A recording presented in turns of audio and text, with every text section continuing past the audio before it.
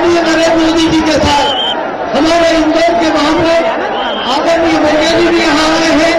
अब मैं हमारे जिला अध्यक्ष सुभाष कोठारी जी और भारतीय जनता पार्टी के चारों विधायक पद के उम्मीदवार कुंवर विजय शाह, देवेंद्र वर्मा, लोकेश सिंह तोमर और योगिता नगर से आग्रह करूंगा कि सब मिलकर एक माला से, ये खंडवा के निर्माण की तरफ की माला है, ये किशोर कुमार के नगरी की माला है। माननीय मोदी जी का एक माला बनाकर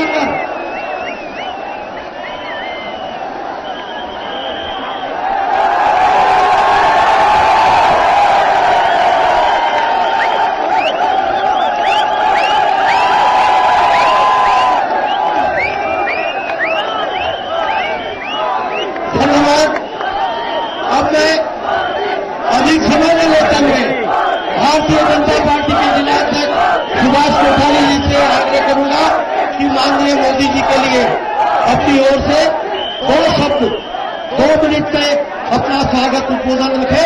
भारतीय जनता पार्टी के जिला अध्यक्ष सुभाष कोठारी। हर हर मोदी, हर हर मोदी, हर हर मोदी,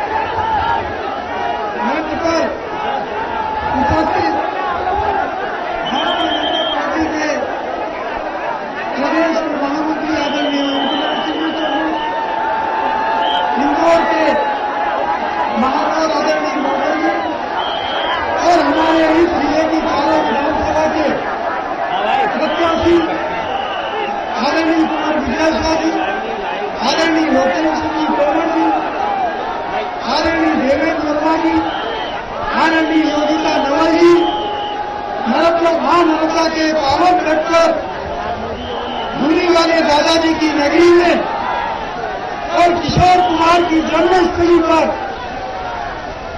वे हमारे यहाँ पधारे हुए जननायक का, इस देश के जननायक का, इस विभाग की जनता की ओर से हार्दिक स्वागत अभिनंदन करता हूं।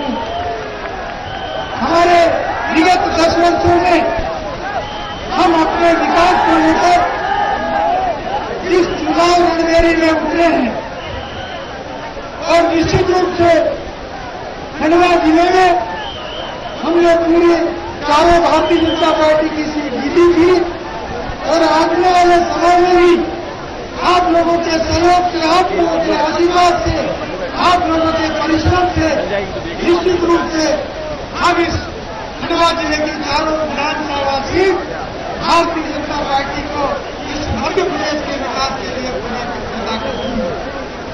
अगर काबू में रखना है कमजोर को, अगर काबू में रखना है कमजोर को की जुबान को जागृत करना चाहते हैं, हम अपने स्वाभिमान को सारी दुनिया छुट्टी है, कदमों में सम्मान को बस एक बार गुजरात को बना दो, इस हिंदुस्तान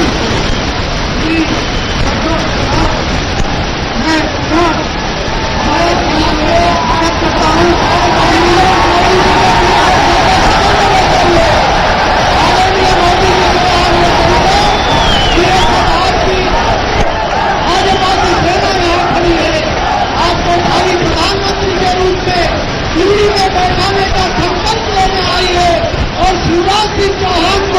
तीसरी बार मुख्यमंत्री बनाने का संकल्प लेने वाली जनता को आप संबोधित करें।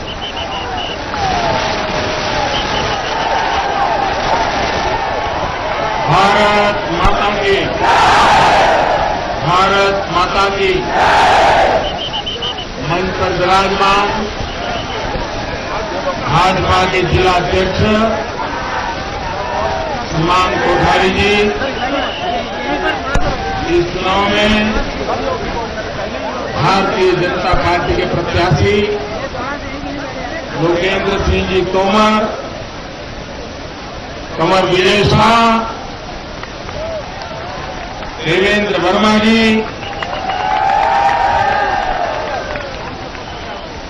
बहन योगिता जी,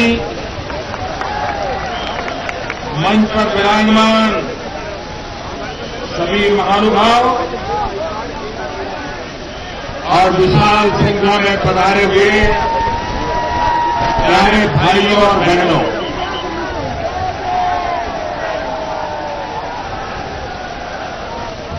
मैं हैरान हूं, वहां दूर छत के ऊपर लोग खड़े हैं, इधर दूर छत पर खड़े हैं, इतनी कड़ी धूप में, और मैं नहीं मानता वहां कुछ सुनाई देता होगा। भाइयों बहनों,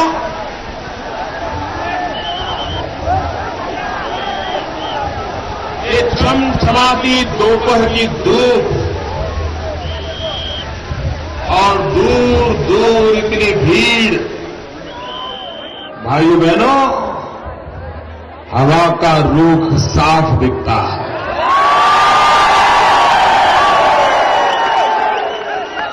फिर एक बार भाजपा सरकार निश्चित बननी तय है, ऐसा लगता है।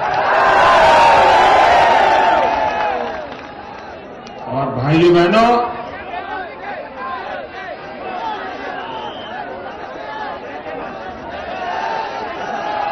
ये चुनाव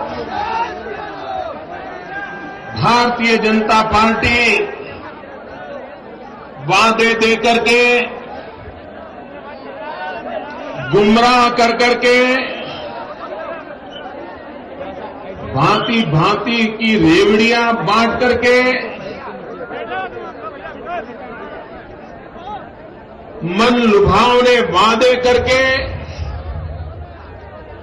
पार्टी चुनाव के मैदान में नहीं उतरी है। एक तरफ मन लुभावने वादे हैं, तो दूसरी तरफ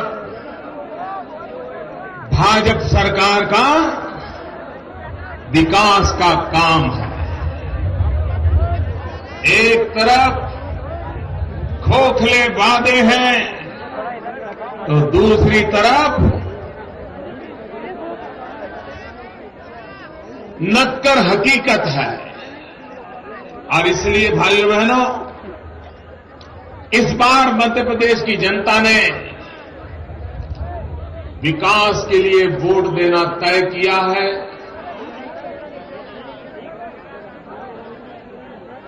वोट बैंक की राजनीति से मध्य प्रदेश ऊपर उठ चुका है और मध्य प्रदेश का नौजवान, मध्य प्रदेश का गरीब, मध्य प्रदेश आगे कैसे जाए और अधिक कैसा बने,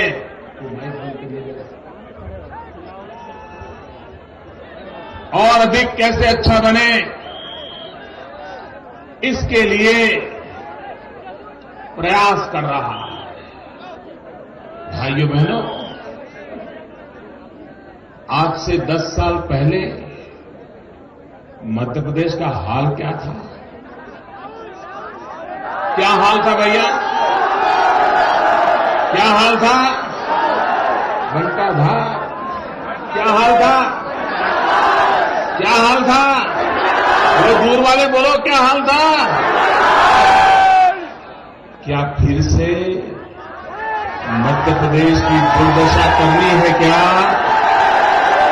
क्या फिर से मध्य प्रदेश को बर्बाद होने देना है क्या? क्या फिर से मध्य प्रदेश को लूटने वालों के हाथ जाने देना है क्या?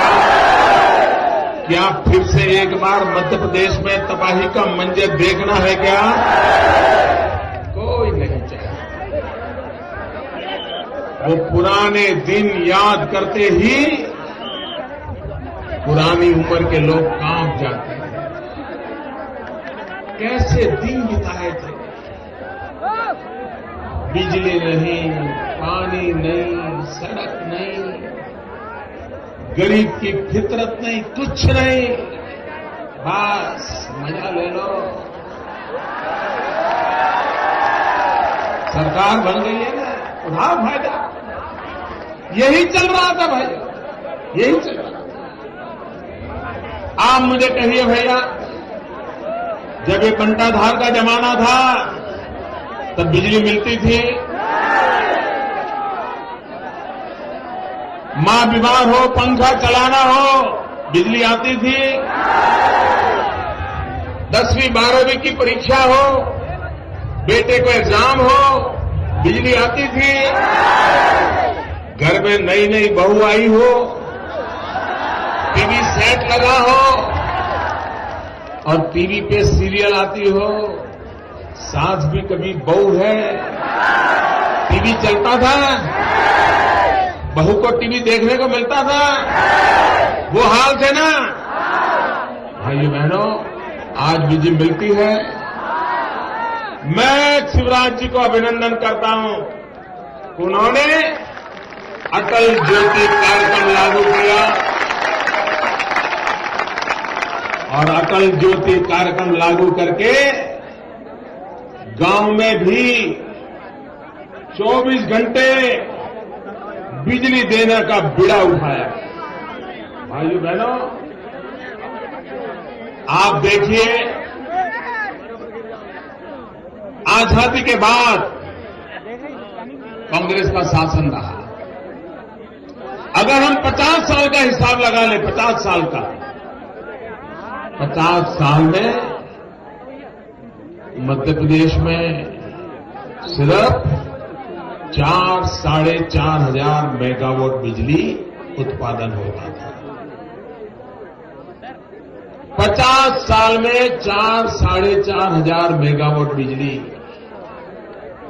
ये शिवराज जी की कमाल देखिए, उन्होंने 10 साल के भीतर भीतर 11,000 मेगावाट बिजली का उत्पादन। भाइयों बहनों, ये जो बिजली का उत्पादन बढ़ा, 50 साल की तुलना में 10 साल में डबल हो गया। आप मुझे कहिए, आप इसको विकास मानते हो? पूरे जोर से जवाब दो। आपको विकास दिखता है? दिल्ली वालों को नहीं दिखता है। यहां के गरीब आदमी को, आदिवासी को विकास दिखता है, लेकिन दिल्ली की सरकार को विकास नहीं दिखता। क्यों? क्योंकि उनको कुर्सी चश्मे पहने हैं, कुर्सी ब्रांड चश्मे, इसलिए उनके चश्मों में उनको सिर्फ कुर्सी दिखती है, गरीब आदमी नहीं दिखता है, विकास नहीं दिखता है, लोगों की भलाई नहीं। भाइयों बहनों, जब बंटाधार की सरकार थी, 4-4.5 घंटे से ज्यादा बिजली नहीं मिलती थी। आज शिवराज जी ने बेड़ा उठाया है, हर घर को 24 घंटे बिजली मिले ताकि उनकी जिंदगी में बदलाव आए। ये काम उन्होंने किया है। भाइयों बहनों, इस इलाके में मेरे आदिवासी भाई बहन रहते हैं। अगर हिंदुस्तान में गरीबों को सबसे पहली कोई चीज की जरूरत है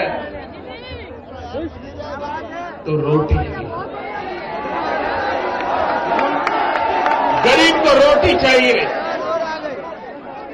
2 टाइम खाने के लिए अन्न चाहिए।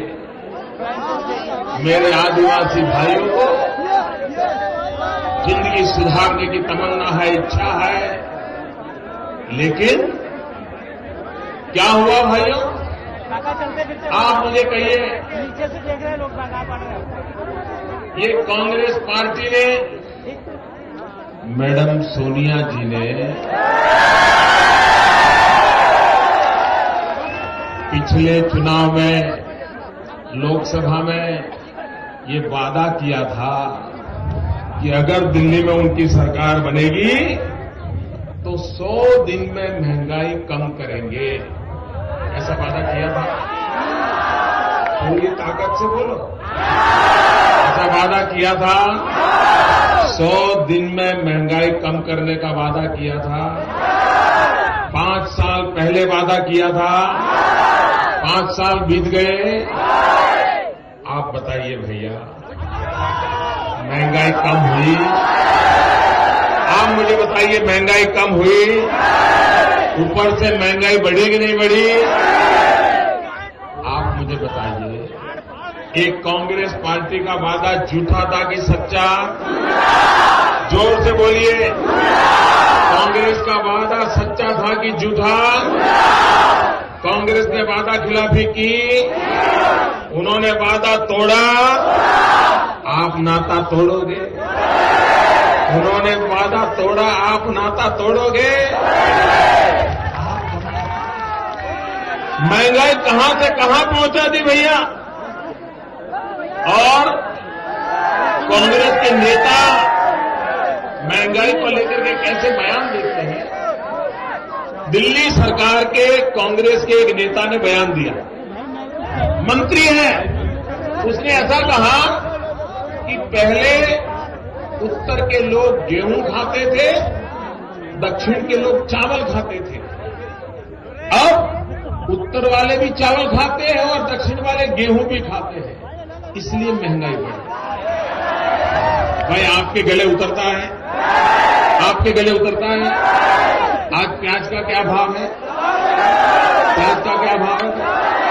लोग कह रहे हैं सचिन की सेंचुरी होगी कि प्याज के दाम की सेंचुरी होगी, ये चर्चा चल रही थी। भाइयों बहनों, दिल्ली में एक कांग्रेस के बड़े ज्ञानी मंत्री हैं, बड़े ज्ञानी मंत्री हैं।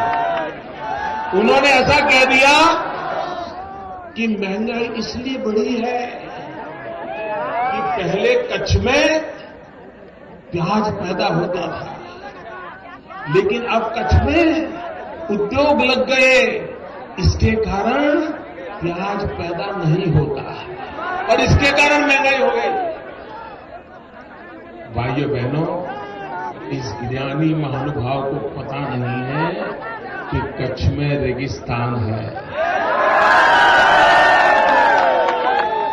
इस ज्ञानी महाशय को मालूम नहीं है कि कच्छ में पानी तक नहीं था, प्याज पैदा करने की तो बात छोड़ो, पीने का पानी नहीं था, पीने का पानी नहीं था। अब इनका ज्ञान देखो, अभी कल उन्होंने एक नया ज्ञान दिया देश को। बड़े ज्ञानी मंत्री हैं, बड़े ज्ञानी मंत्री हैं, बड़े विद्वान मंत्री हैं। कल उन्होंने देश को ज्ञान दिया कि पहले गरीब अकेली रोटी खाता था, लेकिन आजकल वो सुखी हुआ है और उसके कारण 2-2 सब्जी खाने लगा है। वो 2-2 सब्जी खाता है, इसलिए महंगा हो गया। भाई आपके गले उतरता है ना? किसी मेरे आदिवासी भाई के गले उतरता है, किसी गरीब के गले उतरता है? मुझे बताइए भैया, ये गरीब के गांव पर नमक छिड़क रहे कि नहीं छिड़क रहे? ये गरीब के ऊपर तेजाब छिड़क रहे कि नहीं छिड़क रहे? भाइयों बहनों, गरीब के लिए इनकी ये सोच, इस प्रकार की चर्चा, इस प्रकार की बातें, भाइयों बहनों, उनको गरीब की परवाह नहीं है। आप देखिए, ये हमारा खंडवा इलाके का किसान, हम कपास पैदा करते हैं ना, कपास की खेतियां होती है ना।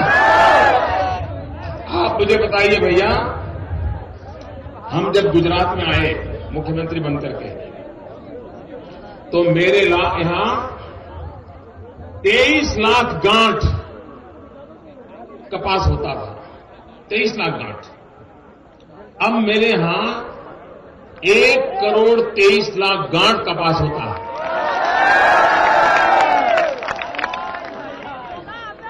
लेकिन कपास ज्यादा होता है गुजरात में, मध्य प्रदेश के खंडवा वगैरह इलाके में। ये दिल्ली सरकार को पेट में पीड़ा होने लगी। ये भाजपा सरकारों में किसान कपास पैदा करके सुखी हो रहा है। इसको सबक सिखाना चाहिए। आप देखिए, दिल्ली की सोच देखिए। हमारे देश से कपास एक्सपोर्ट होता था। चीन हो, फ्रांस हो, इटली हो, इवन पाकिस्तान हो, हमारे देश से कपास जाता था। और उसके कारण कपास पैदा करने वाले किसान को अच्छी कीमत मिलती थी। उसको कभी आत्महत्या करने की नौबत नहीं आती थी। वो एक्सपोर्ट करके अच्छी कमाई कर लेता था। मैंने तो देखा है विदेश से कंपनियां खेत में कपास, जब अभी तो फसल ऐसी खड़ी है, आकर के दाम तय करके माल ले लेते थे। अचानक दिल्ली की सरकार ने पिछले वर्ष कपास एक्सपोर्ट करने पर प्रतिबंध लगा दिया। क्यों भाई? क्या हिंदुस्तान का किसान एक्सपोर्ट करे कपास और देश को ज्यादा पैसा मिलना चाहिए नहीं मिलना चाहिए? किसान को पैसा मिलना चाहिए नहीं मिलना चाहिए? उन्होंने एक्सपोर्ट बंद कर दिया। हम बड़ी लड़ाई लड़े, बड़ा आंदोलन किया, तो बाद में क्या किया? एक्सपोर्ट करने पर ड्यूटी लगा दी, टैक्स लगा दिया, ताकि कोई एक्सपोर्ट करने वाला कपास एक्सपोर्ट न करे। और दूसरी तरफ इन्होंने क्या किया? कपास पर तो उन्होंने एक्सपोर्ट पर टैक्स लगा दिया, लेकिन उन्होंने पिंक रिवॉल्यूशन की घोषणा की। हमारे देश में लाल बहादुर शास्त्री ग्रीन रिवॉल्यूशन की बात करते थे। ये दिल्ली में ऐसी कांग्रेस सरकार बैठी है, वो पिंक रिवॉल्यूशन की बात करती है। पिंक रिवॉल्यूशन यानी मटन एक्सपोर्ट करो, मीट एक्सपोर्ट करो, मीट का धंधा बढ़ाओ भाइयों बहनों। और इसलिए उन्होंने क्या किया? हिंदुस्तान के पशुओं को काटने के लिए, अगर आप स्लॉटर हाउस बनाते हो तो सब्सिडी, आप गाय काटते हो, पशु काटते हो, सब्सिडी, आपको इनकम टैक्स में माफी, ये किया इन्होंने। भाइयों बहनों, हिंदुस्तान का पशुधन कट रहा है, हिंदुस्तान का पशुधन कट रहा है। क्यों? विदेशों में एक्सपोर्ट करने का उन्होंने इनिशिएटिव लिया है, कंसेशन दिए जाते हैं, स्पेशल स्कीम दी जाती है। भाइयों बहनों, ये बड़ा अजीब और गरीब सरकार है कि जो, भैया ठीक है, सुन लीजिए भैया, भारत माता की एक गजब की सरकार है दिल्ली की। वो किसान को तो कपास एक्सपोर्ट करने के लिए टैक्स देता है और मीट एक्सपोर्ट करने के लिए सब्सिडी देता है। भाइयों बहनों, यह देश, इस सरकार को पहचानना चाहिए। उसको गरीबों की, किसानों की परवाह नहीं है। आप देखिए, हिंदुस्तान के किसान ने गेहूं पैदा किया, गेहूं के भंडार भरे पड़े थे, पानी में भीगते थे, बरसात में सड़ते थे। ये गेहूं गरीबों को बांट दो। भाइयों बहनों, सुप्रीम कोर्ट के कहने के बावजूद भी दिल्ली की ये सरकार ने गेहूं गरीबों को नहीं बांटा, सड़ने दिया, भीगने दिया, बर्बाद होने दिया और बाद में क्या किया? जो शराब बनाने वाली कंपनियां थी उनको 80 पैसों के दाम से वो गेहूं मुफ्त में बेच दिया। भाइयों बहनों, गरीब का पेट भरने के बजाय शराब की बोतल भरने में उनको इंटरेस्ट ज्यादा था। अगर वो गेहूं गरीब के पेट में गए होते तो मेरा गरीब आशीर्वाद देता, लेकिन उनको तो गरीब के पेट का गेहूं शराब बनाने के लिए दे दिया। वो शराब की बोतलें भर रहे थे, फिर वो शराब महंगा होकर के गरीब के घर जाता था। फिर गरीब है जो आदिवासियों की विरोधी है, जिस सरकार को गरीब का कल्याण नहीं करना है। आप देखिए इतनी महंगाई है कि नहीं भैया? आप मुझे कहिए, मध्य प्रदेश में प्रधानमंत्री आए थे, मध्य प्रदेश में मैडम सोनिया जी आई थी, मध्य प्रदेश में राहुल जी आए थे, सब आए थे ना? किसी ने एक ने, भाइयों बहनों, कांग्रेस पार्टी का अहंकार 7वें आसमान पर है।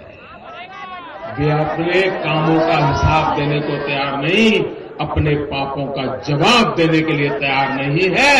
ऐसी कांग्रेस पार्टी, ऐसी सरकार, भाइयों बहनों, गलती से भी मध्य प्रदेश में पैर मत रखने देना, वरना फिर मध्य प्रदेश का बनता है।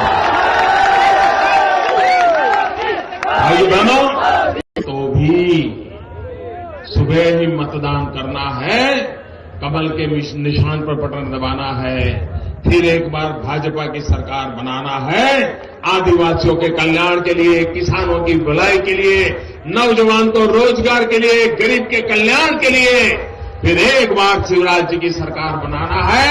और इसलिए हम सब तय करें, पहले मतदान फिर जलपान। मतदान नहीं करेंगे तब तक जलपान नहीं करेंगे। पक्का? पक्का? वादा करते हो? मेरे साथ बोलो। मैं कहूंगा पहले मतदान, आप कहिए फिर जलपान। पहले मतदान, पहले मतदान, पहले मतदान। घर घर ये आवाज पहुंचाइए। बहुत बहुत धन्यवाद, बहुत बहुत शुभकामनाएं।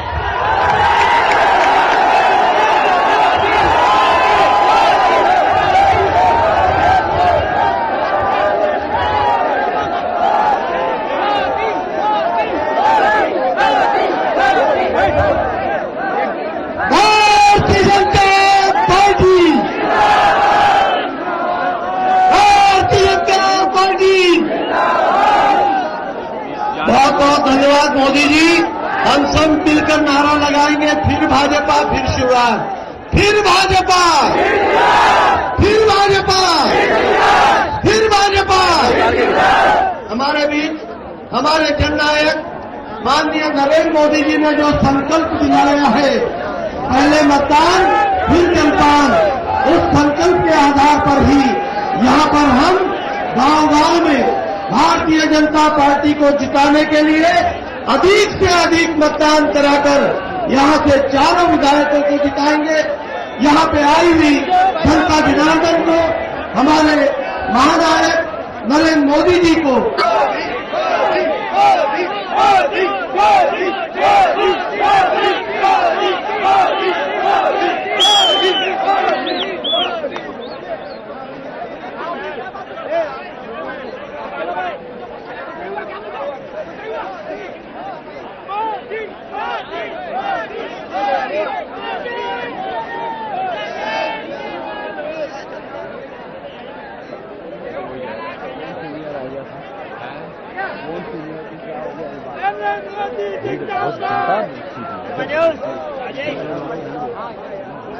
हो गई भैया, ये ड्राइवर ले लो तुम, पकड़ो इसको, गजब की जनता, इसे निकालने दे रहे थे राहुल।